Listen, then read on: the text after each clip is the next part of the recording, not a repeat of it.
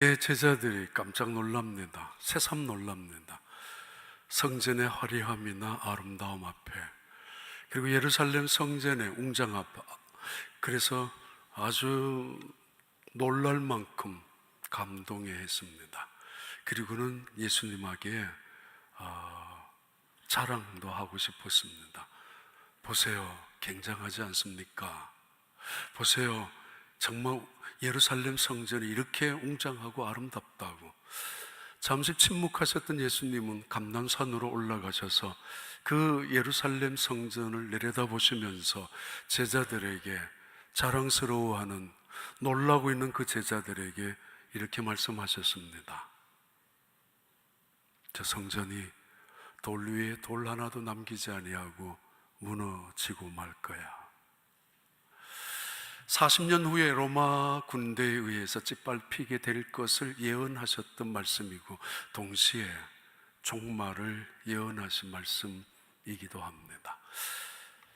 다른 사람들은 겉에 겉모습만 보고 있지만은 예수님은 속까지, 그리고 미래를 바라보시고 계시는 분이 예수님이십니다. 이 땅이 영원한 것 같고, 이 땅이 전부인 것 같고, 때로는 이 땅이 마지막인 줄 알지만은 그렇지 않습니다. 예수님께서 말씀하셨습니다. 이 세상에 종말이 오게 될 텐데, 그때 깜짝 놀란 제자들이 이 종말이 올 때는 어떤 징조가 이루어질 것인가 재차 궁금해서, 두려워서, 혹은 불안해서, 혹은 호기심으로 물었습니다. 그런 제자들에게 예수님께서 말씀하셨습니다. 이 세상의 종말이 올 때는 처처에 지진과 기근, 자연적인 재난이 무섭게 재앙이 닥칠 것이고, 그리고 민족과 나라와 전쟁과 다툼이 곳곳에서 일어날 것이 될 거라고. 거짓 선지자들이 내가 메시아라고 여기저기 우후죽순처럼 나타나서 이단들을 만들게 될 것이라고. 그때는, 그리고 이스라엘이라는 나라가 다시 회복되고 그 나라가 다시 세워질 그때가 오거든 종말이 가까워질 것이라고 그렇게 말씀하셨습니다. 다시 말합니다. 이 세상은 영원한 거 아닙니다. 이 땅이 마지막도 아닙니다. 아니, 이 땅은 틀림없이 언제인가는 끝이 오고야 맙니다. 하나님이 시작하셨기 때문에 이 세상을 하나님이 마무리하시는 분입니다. 알파와 오메가가 되시는 그분은, 처음과 나중이 되시는 그분은, 창조하셨던 그분은 이 세상을 심판하실 것이고, 그리고 새로운 세상으로 만들어 가실 꿈을, 그리고 준비와 계획을 갖고 계시는 분이 하나님이십니다. 마태복음 24장 1절에 말씀합니다. 예수님이 마지막 종말을 이야기하는데, 마태복음 24장 1절, 예수께서 성전에서 나와서 가실 때에 제자들이 성전 건물들을 가리켜 보이려고 나오니 대답하여 이르시되, 너희가 이 모든 것을 보지 못하느냐? 내가 진실로 너희에게 이르노니 돌 하나도 돌 위에 남지 않고 다 무너뜨려지리라. 그리고는 24장, 마태복음 24장 37절 같이 읽습니다. 노아의 때와 같이 인자의 임함도 그러하리라. 그리고 계속, 홍수전에 노아가 방주에 들어가던 날까지 사람들이 먹고 마시고 장가들고 시집가고 있으면서 홍수가 나서 그들을 다 멸하기까지 깨닫지 못하였으니 인자의 임함도 이와 같으리로다. 그때 두 사람이 밭에 있으면 한 사람은 데려가고 한 사람은 버려둠을 당할 것이요. 41절에 두 여자가 맷돌질을 하고 있으면 한 사람은 데려가고 한 사람은 버려둠을 당할 것이니라. 42절 진짜 같이 읽습니다. 그러므로 깨어 있으라. 어느 날에 너희 주가 임할는지 너희가 알지 못함이니라. 어떤 분이 얼마 전에 오셔서 그랬습니다. 목사님, 전 걱정이 없습니다. 예. 먹고 살만한 거 있습니다. 예. 그리고 열심으로 살아왔으니까 인생 이렇게 살아가다가 끝나는 것입니다. 나 괜찮습니다. 돈 벌어놓고 있으니까, 그리고 자식들 그만 잘 살아가니까 아무 걱정 없다고 그렇게 말씀하시고, 저 방에서 나가신 분이 계십니다. 걱정하지 말라고, 나 잘 사니까. 한 가지 걱정이 있습니다. 평생 나만을 위해 살아왔다면, 평생 걱정 없이 열심으로 일한 것 잘한 것이고, 그래서 걱정 없는 노후를 보내는 것도 괜찮지만은, 그러나 걱정 하나 있습니다. 내가 정말 하나님의 뜻을 위하여 얼마나 살아왔는지, 하나님이 기뻐하시는 일을 얼마나 했었는지. 그 말씀이 마태복음 25장에 계속됩니다. 마태복음 25장 1절은 이렇게 시작을 합니다. 그때에 천국은 마치 등을 들고 신랑을 맞으러 나간 열처녀와 같다 하리니, 그때에 종말이 임박했을 그때에, 혹은 종말이 막 다가왔는 그때에 일어날 현상들이 있는데, 그 종말의 때에 심판이 이루어진다고. 그 심판의 첫 번째 비유가 열처녀의 비유입니다. 슬기로운 5처녀의 이야기와 미련한 5처녀, 10명은 어쩌면 한 공동체 안에 있었던 사람들일 것입니다. 신랑을 기다리기 위하여 아마 일주일 이상 시간이 지체되었는지 기다리다가, 졸다가 기다리다가, 그런데 막상 신랑이 찾아왔을 때, 돌놀이를 의미합니다. 함께 참여하는 그 잔치자리에 등불이 꺼져 있는 사람들은 참석할 수가 없었습니다. 기름이 없었기 때문입니다. 그때서야 기름을 구하려고 장터에 나갔지만은 늦었습니다. 이런 여자들을 미련한 여자라고 말하고, 등불을 준비하고 기름이 채워져 있었던 여자들을 지혜로운 여자라고, 종말의 비유 속에 예수님께서는 첫 번째 말씀하셨습니다. 그리고는 깨어 있으라고. 언제 주님이 임하실는지 알 수 없으니까 준비하고 깨어 있으라고. 그 기름을 성령으로 의미하는지, 아니면 그 기름이 우리의 선한 행실을 의미하는지, 아무튼 두 가지 다 포함도 될 수 있을 것입니다. 또 하나의 예수님의 비유는, 이 종말론적인 비유는 달란트의 비유를 계속하십니다. 5달란트와 2달란트, 1달란트 받은 사람들이 있는데, 주인이 돌아왔습니다. 그리고는 가지고 오라고. 5달란트 받은 사람은 5달란트를 내놓아 10달란트를 주인에게 돌려주었습니다. 2달란트를 받은 사람은 4달란트를 가지고 주인에게 드렸습니다. 여기에 있습니다. 참 착하고 충성된 종이라고 칭찬을 받았습니다. 그런데 1달란트 받은 사람은 무슨 마음이었는지 1달란트 고스란히 갖고 왔습니다. 그리고는 대꾸까지 합니다. 당신은 굳은 사람이 아닙니까? 빈틈없는 사람 아닙니까? 그리고 당신은 굳은 사람 아닙니까? 바늘로 찔러도 피 한 방울 나지 아니하는 아주 치밀한 사람이고, 어쩌면 인색한 사람 아닙니까? 내가 만약에 이 달란트를 가지고 일하다가 만약에 놓쳐버린다면 나는 당신한테 살아날 수가 없었을 것입니다. 뭐 이런 이야기로 주인에게 항의하면서 핑계대면서 하나를 갖다 주었습니다. 그건 본전입니다. 그런데 그때 주인은 1달란트 갖고 온 그 종을 향하여 약하고 게으른 종이라고, 약하고 게으른 종이라고, 무섭게, 무서울 정도로, 어쩌면은 그게 그 말씀이 맞는가라고 생각이 들 만큼 그렇게 아주 단호하게 책망을 하셨습니다. 왜 나에게는 1달란트밖에 주지 않았는가? 아마 원망했을는지도 모르겠고, 이까짓 거 1달란트 괜히 써봐야 뭘 남겠느냐라고, 나는 할 것이 아무것도 없다라고 아마 자기 나름대로 생각했을는지도 모르겠습니다만은, 하나님께서는 1달란트 받은 사람에게 5달란트를 요구하신 적은 없습니다. 2달란트 받았으면은 2달란트만 책임지면 됩니다. 우리가 깨달아야 합니다. 이 땅에서 누리고 있는 거 다 우리 것이 아니라는 것 말입니다. 이 땅에서 내 것이라고 움켜잡는 것 말입니다. 다 내 것이 아니라는 것 말입니다. 언제인가는 하나님 앞에 섰을 때에 고스란히 책임을 묻게 된다는 사실 말입니다. 이 두 번째 비유를 마치신 예수님은 세 번째 비유를 하십니다. 그것이 바로 그 유명한 양과 염소의 비유이고, 그것이 예수님께서 이 세상에 계시면서 공식적으로 하셨던 최후의 설교이며 최후의 교훈 또는 비유의 말씀입니다. 왕의 심판이라고 하기도 하고, 또는 양과 염소의 비유라고 말씀하는 가장 종말론적인, 그러나 가장 때로는 두려움마저 들 수 있는 그런 비유가 오늘 본문의 35절부터 나오는 양과 염소의 비유입니다. 가끔 우리가 다른 사람들에게 예수 믿으라고 전도할 때가 있습니다. 그때 꽤 많은 사람들이 이렇게 반응할 겁니다. 아주 단호하게 칼로 무를 자르듯이 단숨에 당신 나에게 그런 말 하려면 오지 말라고, 입 밖에도 내지 말라고 매우 아주 단호하게 거절하는 사람이 있습니다. 거절하는 이상에 어떻게 보면 분노까지 있는 것 같은 사람이 있습니다.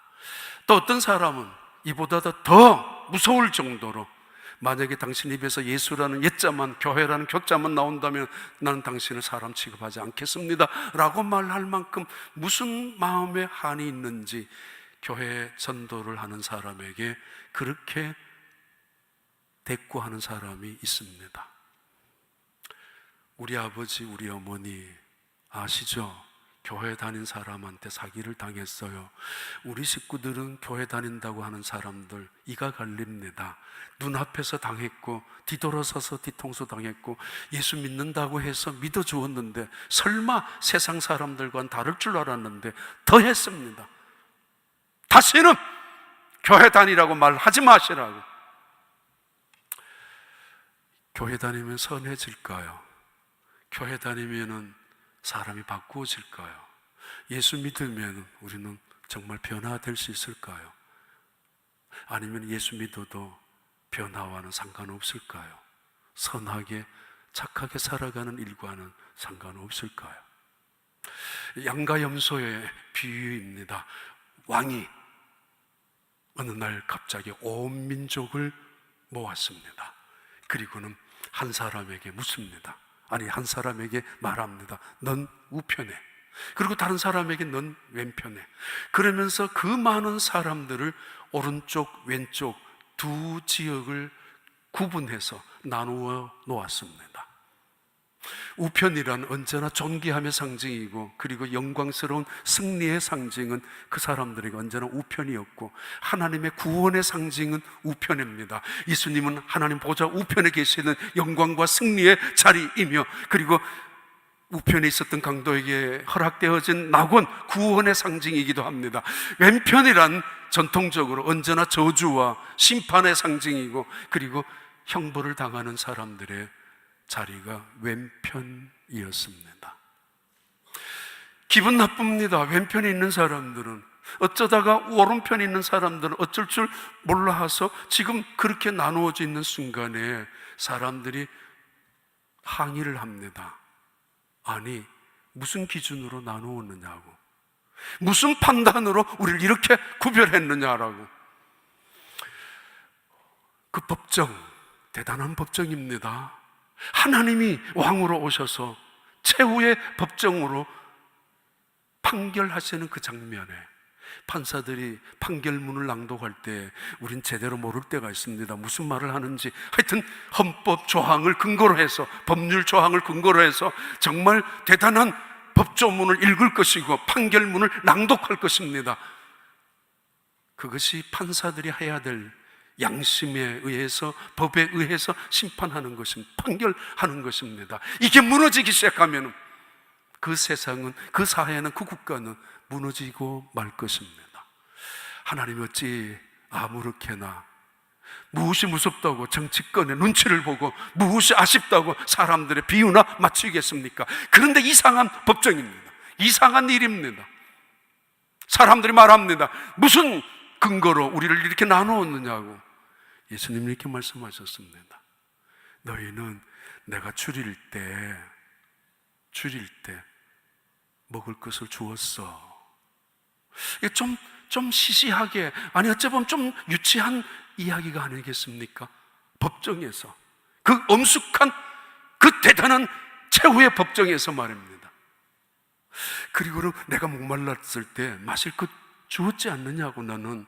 그리고 나는 내가 나그네 되었을 때 나를 영접해 주었고, 내가 병들었을 때, 내가 헐벗었을 때, 내가 감옥에 있었을 때 돌아보았고, 그리고 나에게 옷을 입혀 주었지 않느냐라고.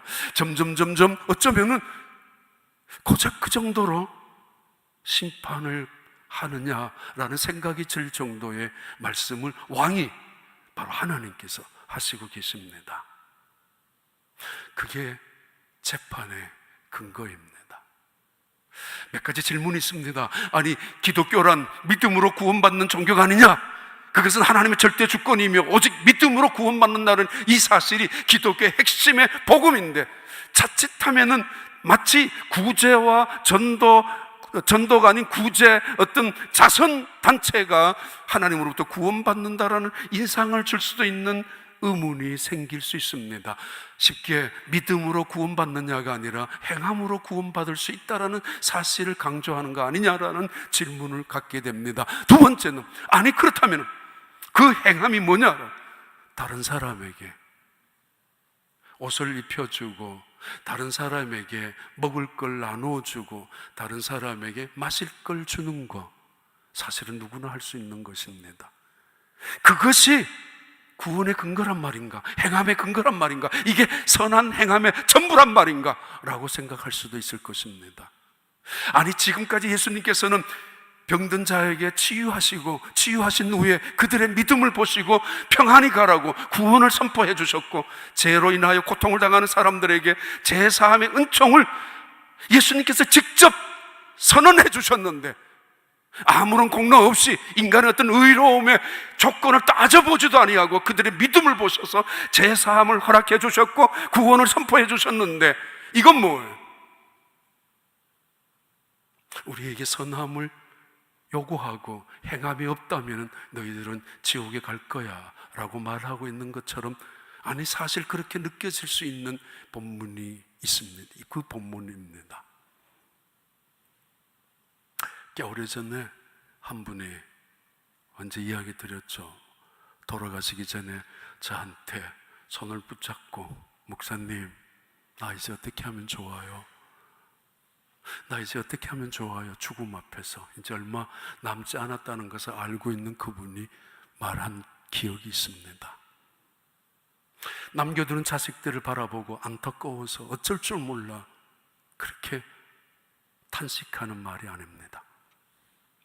지금까지 살아온 인생이, 그래서 모아둔 재산 하나도 쓰지 못하고 죽는다는 사실 앞에서 너무 억울해서 그러는 것도 아닙니다. 그 말의 의미는 저는 알고 있습니다. 그리고 그분도 알고 있습니다. 목사님, 나 이제 어떻게 하면 좋겠냐고. 왜요? 연말이 되면은 집사님 이 일 좀 해주시면은, 또 연말이 되면은 집사님 이번에는 좀 이런 일도, 뭐 여러 가지 가끔은 부탁도 하고 해야 될 기회가 주어져 있었음에도 그분은 오랜 시간 다른 지역의 캐나다에도 계시다가 시카고 뭐 사시다가 내려오신 분인데, 그때마다 내가 온 지 얼마 안 돼서요, 아니면 아직까지 자식들이 더 안정이 안 돼서요, 아니면 내가 지금 이거 하기엔 조금 힘이 듭니다, 조금 나중에요, 나 지금 힘이 어렵고 아직까지는, 나중에 시간이 되면은 목사님 부탁하지 않아도 나 할게요, 그랬던 분입니다. 그런데 죽음은 기다리지 않는 것 같았습니다. 나 이제 어떻게 하냐고. 주님 앞에 너무 빈손이라서, 한평생 60년 이상을 살아왔는데도, 그러나 하나님의 뜻을 위하여, 하나님 앞에 하나님의 기쁨이 되기 위하여 하나님이 나에게 믿음을 주셨고 구원을 주셨다면 그 뜻이 무엇인가 내게 사명으로 있었을 텐데, 실컷 내 가족 하나를 위하여, 실컷 때로는 내 몸뚱아리를 희생하면서까지 헌신하고 살아왔는데, 내 가족 위해서, 어떤 사람은 자기 몸뚱아리 하나만을 위해서 살아온 거 앞에서 부끄러워 어쩔 줄 몰라. 내 몸에 좋다 하면은 그거 어디 가서 몇 시간을 타고 자동차를 타고 가고 몇백 불이 되었더라도 부탁해서 먹어야 되는 사람들, 좋은 거라면 명품을 들고 다녀야 되는 사람들, 그런데 부끄러워서 어떻게 해? 주님 앞에 섰을 때 그 명품이 무슨 소용이 있느냐고. 목사님 이제 어떻게 하면 좋아요? 여기에 양과 염소란 유대인들이 늘 생각합니다. 양과 염소는 가끔 같이 목양을 합니다. 그래야 양들은 미련하고 어리석고 때로는 고집도스러워서, 그래서 염소가 있어야 비탈길도 내려가고 염소가 있어야 강을 건너기도 하고 바위 위에 올라가기도 하는 법입니다. 염소를 따라가서, 그래서 그 염소와 같이 피우는 법이지만은, 그리고 잡초도 아무거나 막 뜯어먹는 것이 양이지만 염소는 어느 정도 자란 이후에 뜯어먹는 것을 갖고 아는 것이 염소이기 때문에 염소는 그렇게 먹을 때 양들이 그것을 따라갑니다. 양만 놔두면은 강도 건너지 못하고, 양만 지나가면은 조그마한 풀도 잡초도 다 뜯어먹고 말기 때문에 항무지가 되고 맙니다. 그러나 저녁이 되면은 양과 염소는 구별합니다. 이 염소를 집어넣으면은 양은 잠을 잘 수가 없습니다. 양은 털이 많기 때문에 추위에 강한 동물입니다. 추위 하나만큼은. 그런데 이 염소들이 들어가면 비집고 들어가서 그 사이사이에 끼어 있어서 잠을 자지 못합니다. 저녁에는 목동들이 언제나 양과 염소를 구별합니다. 하여튼 양과 염소의 이 비유 속에 그러면은 구원으로 받는다, 믿음으로 받는다는 구원의 진리가 행함이냐 말이냐? 아닙니다. 양은 처음부터 양입니다. 염소는 처음부터 염소입니다. 염소가 가면을 쓰고 위장을 해서 양처럼 보일는지 모르지만은 절대 그럴 수 없습니다. 태생적으로 양과 염소는 구별됩니다. 믿음으로 구원받은 사람이라면 양입니다. 그러나 뭔가 아직 부족한 사람, 아니 그 믿음으로 예수 그리스도를 영접한 체험이 없거나 아직까지 구원이 무엇인가를 확신을 갖지 못한 사람, 그들은 여전히 태생적으로 구별된다는 이야기이고, 더 나아가서 양으로 거듭난, 양 비유로 거듭난 사람들이라면 그들의 열매가 있다고. 열매가 뭐예요? 다른 사람들을 도울 수 있는 마음이 열매로 드러난다는 이야기입니다. 정말 구원받은 사람이라면, 내 안에 성령이 계시는, 성령이 임재한 사람들이라면, 하나님이 함께하는 사람들이라면 그 열매가, 감나무에 감이 열려서 감나무가 아닙니다. 원래 감나무는 감을 열려야 합니다. 배나무는 배가 열려서 그때서야 배나무인 줄 확인하는 게 아니라, 배나무는 가지고 올 때부터 처음부터 배나무이고 사과나무는 처음부터 사과나무입니다. 그래서 사과가 열리고 배가 열리고 감이 열리는 법입니다. 하나님의 사람으로 거듭난 사람, 믿음으로 구원받은 사람들은, 거듭난 사람들은 우편에 있는 사람들인데, 그들은 봐요, 열매가 분명히 나타납니다. 줄일 때, 목마를 때, 나그네 되었을 때, 헐벗었을 때, 병들었을 때, 감옥에 있을 때. 이 말씀을 생각하면서 지난주 한 주가 마음이 많이 아팠습니다. 솔직히. 왜냐하면 3주 전에 우리 교회에 돌아다녔던 홈리스 60대 할머니를 제가 쫓아냈거든요. 거의 1년 이상이나 우리 교회에 계셨던, 왔다 갔다 하셨던, 새벽이면은 문 열고 들어와서 화장실에 30분, 1시간, 아니면은 사람 있어도 들어와서 카페에 들어와서 커피를 마시고, 또는 옆에 있는 베이커리 종류의 뭐 있으면 들고 나가는, 한 번도 왜 그러느냐고 말하지는 않았습니다. 지난 한 3주 아침에 그 사람이 이 문을 열고 들어오려고 하길래 멀찌감치 교회 문을 닫았습니다. 좀 잘못된 사람입니다. 어디로 가는가 보니까 비전센터로 갔습니다. 아이들이 막 프리스쿨 얼리 드랍하는 아이들이 오는 7시, 7시 반 사이에, 학부형들도 가끔 드나드는 그 시간에 그분이 비전센터에 있는 꽤 넓은 화장실에 들어가더라고요. 그래서 기다렸습니다. 근데 한 20분, 30분이 지나도 나오질 않습니다. 가서 두들겼습니다. 나오라고, 이제는 나오라고. 그러니까 그 안에서 저보다가 소리를 더 질렀습니다. 네 누구냐고, 누군데 나오냐고, 네 이름 뭐냐고 적어놓겠다고. 그러면서 그 60대 할머니가 한 1년 가까이, 1년 넘었을지 몰라요. 그래서 좀 창피하기도 하고, 혹시라도 학부형들 볼까봐, 선생님들 혹시 와서 내 저쪽에 우리 목사님들 방 그 옆에 숨어 있었습니다. 근데 그리고도 한 10분 후에 화장실에서 나온 다음에 그 여자분이 소리를 쳤습니다. 누가 내한테 문을 두들겼냐고. 여기서 남자가 있었는데 누구냐고. 잘못하다가 완전 망신당할 것 같아서 슬쩍이 걸어 나왔습니다. 걸어 나와가지고 마당에 이렇게 있으니까 나오더라고. 이리 오라고. 네가 소리쳤냐고. 그렇다고. 그래서 내가 너 여기 있지 말고 가라. 바로 그 전에 2주 전에 우리 목사님들하고 이야기하기를 그때서 또 알았습니다만은 이분이 자기 가정 아들도 있다고. 그래서 늘 정말 1년 이상 되었습니다. 저 축구장에 낮에는 거기 가서 있고 어떻게 해야 되는가 늘 그 마음이 있었습니다만은 어린아이들이 있는 그 자리에 들어가 있었던 그분을 어쩔 수 없이 돌려보냈습니다. 나가라고. 어떤 분들이 그랬어요. 목사님이 그러면 어떻게 하냐고. 지금도 마음이 아픕니다만은 봐요.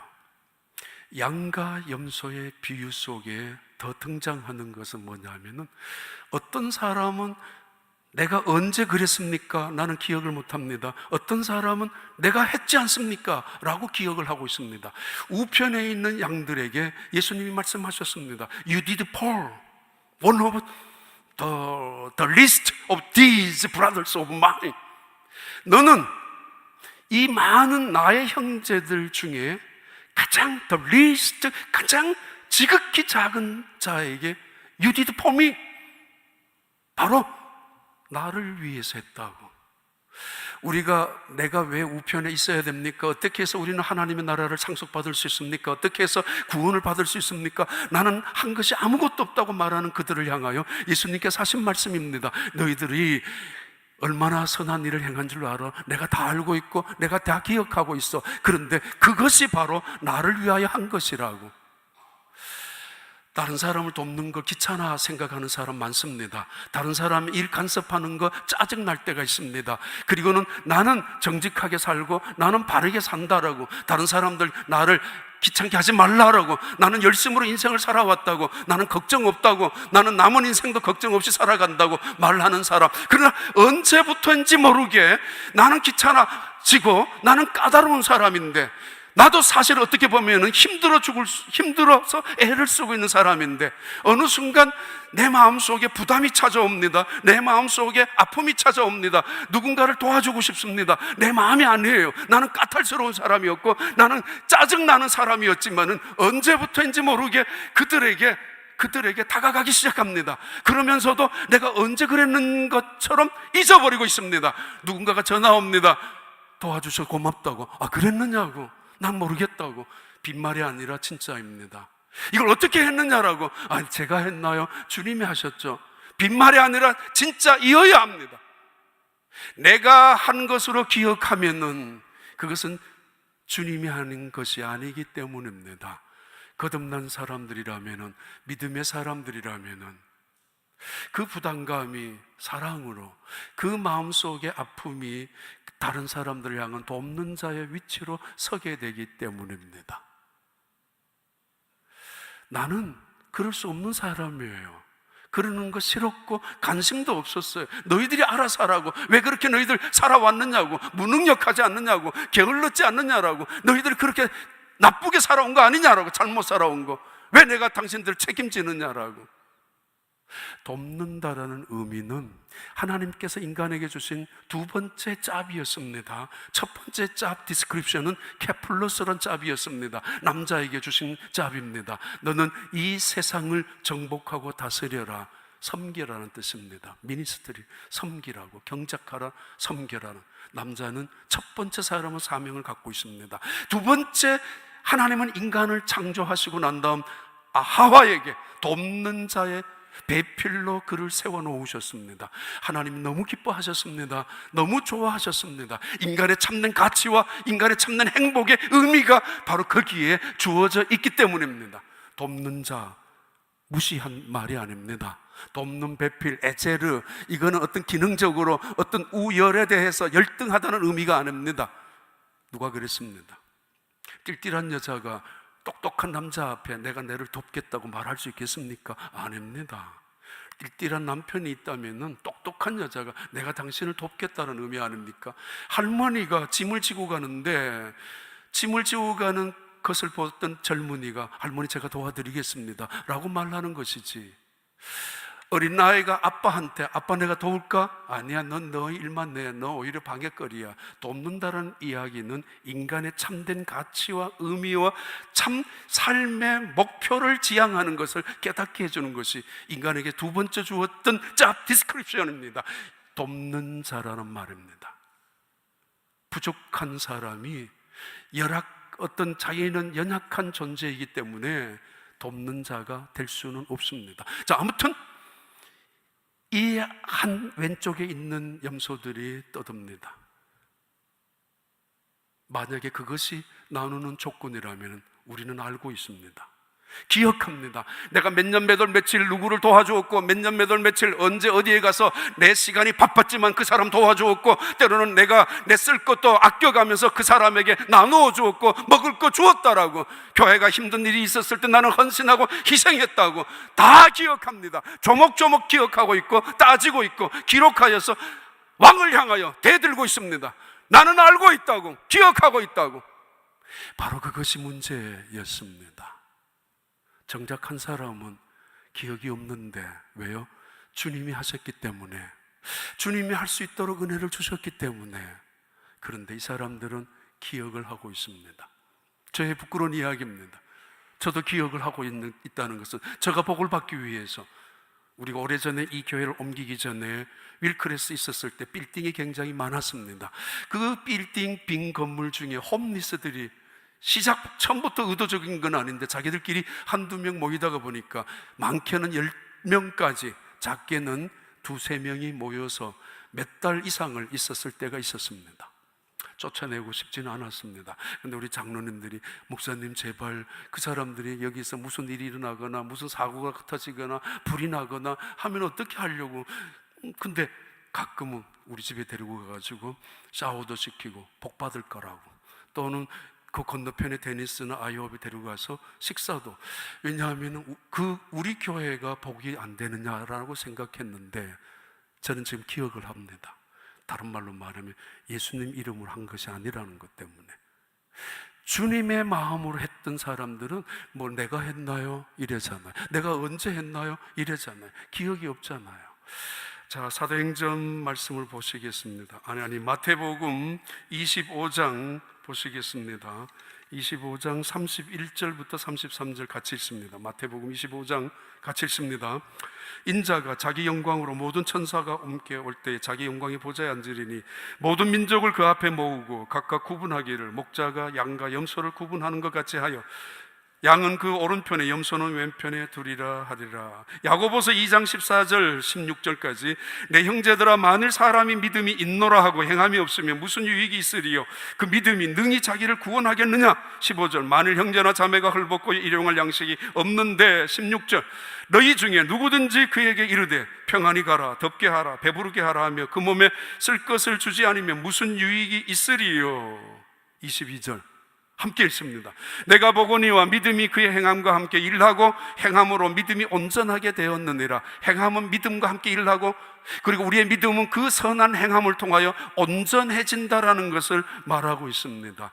그래서 마태복음 25장 35절부터 내가 줄일 때 너희가 먹을 것을 주었고 목마를 때, 계속해서 36절 헐벗었을 때 옷을 입혔고, 37절 이에 의인들이 대답하여 이르되 주여 우리가 어느 때 주께서 주신 것을 보고 음식을 대접하였으며 목마르신 것을 보시게 하였나이까. 예수님 계속 말씀하시거든요. 하늘에 계셨던 예수님께서 You did for me, 너가 나에게 행했다고, 나를 위해서 했다고. 나는 작은 것을 했는데, 나는 아무것도 아닌데, 나는 지나가는 거였는데, 나는 부담이 되었는데, 나도 모르게 어쩔 수 없이 나도 기억은 나지 않았는데 그것은 하나님이 기억하신다고 You did for me라고 말씀하고 있습니다. 자, 그 다음 한번 볼까요? 25장 40절입니다. 임금이 대답하여 이르시되 내가 진실로 너희에게 이르노니 너희가 여기 내 형제 중에 지극히 작은 자 하나에게 행한 것이 곧 내게 행한 것이니라 하시고, 그 다음 25장 34절, 25장 34절. 뒤집어 올라가서, 자, 34절입니다. 우리 함께 읽습니다. 34절. 아니, 마태복음 25장 34절. 이건 우리에게 중요한 축복의 문제입니다. 우리 함께 읽습니다. 그때 임금이 그 오른편에 있는 자들에게 이르시되 내 아버지께 복을 자들이여 나와 창세로부터 너희를 위하여 예비된 나라를 상속받으라. 그 다음에 41절에 또 왼편에 있는 자들에게 이르시되 저주를 받은 자들아 나를 떠나 마귀와 그 사자들을 위하여 예비된 영원한 불에 들어가라. 굉장한 법조문을 낭독하는 게 아닙니다. 너 나에게 마실 걸 주었니? 너 내가 배고플 때 먹을 걸 주었어? 내가 헐벗었을 때 옷을 주었어? 누구나 할 수 있습니다. 핑계 댈 수 없다는 것입니다. 예수님 믿는 사람이라면 누구나 해야 된다는 것입니다. 이거는 변명할 수 없다는 것입니다. 오늘 월드비전에서 아마 나와서 여러분에게 하는, 그래서 오늘 설교 본문도 25장 해줬으면 좋겠다라는 제안 때문에 이 말씀을 전달했습니다.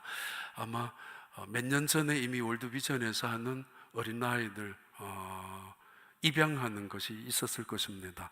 하시는 분 여전히 계실 겁니다. 오늘 다시 혹시 못하는 분들은 아프리카에 우리가 개인적으로 할 수 없는 일, 개교회도 할 수 없는 일을 월드비전이나 유니세이프나 컴패션이나 또는 굿네이버스나 뭐 이런 아주 거대한 기관들이 할 때가 있습니다. 거기에 도움이 되는 하루, 오늘 이 자리 되길 바라고, 하나님 앞에 섰을 때 나는 잊어버렸지만은 하나님은 기억하시는 그런 축복으로 남아있게 되길 바랍니다.